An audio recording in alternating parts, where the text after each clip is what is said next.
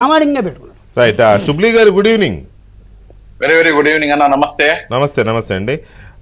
శుబ్లీ గారు, జగన్మోహన్ రెడ్డి గారి ఆ ప్రసంగాలు లేకపోతే ఆ పార్టీ నాయకులు వాళ్ళు చేస్తున్న కార్యక్రమాలు అంటే మంచివే ఉండవులే, అన్ని ఇట్లాంటివే ఉంటాయి. సో ఇవన్నీ చూస్తూ ఉంటే వాళ్ళది పైకి చెప్తున్నట్టుగా వైనాట్ 175 లేదా మళ్ళీ మనమే, అదంతా ఒక రకమైన క్లారిటీతో చెప్తున్నారు అనుకోవచ్చా, భయంతో అలా చెప్తూ లోపల కంగారు పడుతున్నారు అనుకోవచ్చా? ఇందాక అందరికీ నమస్కారం అండి, ప్యానెల్లో ఉన్న సభ్యులకి అదేవిధంగా ప్రేక్షకులకి అందరికి కూడా నమస్కారం అండి. సార్ ఇక్కడ ఒకటి ఇందాక సింపుల్ గా వన్ వర్డ్ ఆన్సర్ ఇచ్చేశారు, మేకపోతు గాంభీర్యం అని చెప్పేసి. కానీ ప్రస్తుతానికి వైఎస్ఆర్సీపీ పనిలో ఉంది సార్. అదేంటిది వైఎస్ఆర్సీపీలో పని ఉండడం ఏంటి అని చెప్పేసి మీరు బహుశా ఆశ్చర్యపోతున్నారేమో.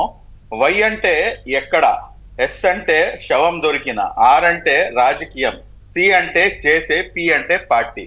ఎక్కడ శవం దొరికినా రాజకీయం చేసే పార్టీ వైఎస్ఆర్సీపీ ఆ పనిలో ఉంది ప్రస్తుతానికి. సవాల్ ఎత్తికే పనిలో ఉంది. ఎవరు ఎక్కడ పోయినా గానీ వీళ్ళ ఖాతాలో వేసేసుకుంటారు. ఇక స్వరాజకీయం అనేది మొదలు పెట్టేస్తున్నారు. అంటే ఎంత దారుణానికి దిగజారుతున్నారు అనేది దీంతోనే అర్థమైపోతుంది చాలా స్పష్టంగా సార్. వారి యొక్క ఏదైతే కాన్ఫిడెన్స్ లెవెల్స్ ఉన్నాయో ఆ confidence levels YS Jaganmohan Reddy గారి యొక్క ముఖం చూసితే చాలా స్పష్టంగా అర్థమవుతుంది. ఆయన యొక్క ముఖ కవళికలు చాలా స్పష్టంగా ఏంటంటే ఏదైతే మేము ఓడిపోబోతున్నాము అన్న సింబాలిక్ గా ఆయన ఫేస్ పై అది రాసేసి ఉంది. అది చెప్పడంలో ఏమాత్రం కూడాను మనం డౌట్ పడాల్సిన అవసరం లేదు. కానీ ఇక్కడ దానికన్నా ఎక్కువ ఏంటంటే వీరు చేస్తున్నటువంటి యాక్టివిటీస్ మీరు గమనిస్తే కనుక, ఎప్పుడైతే కనుక మన చేతికి ఏది కూడాను అందదు అని చెప్పేసి వస్తుందో, అది మగధీర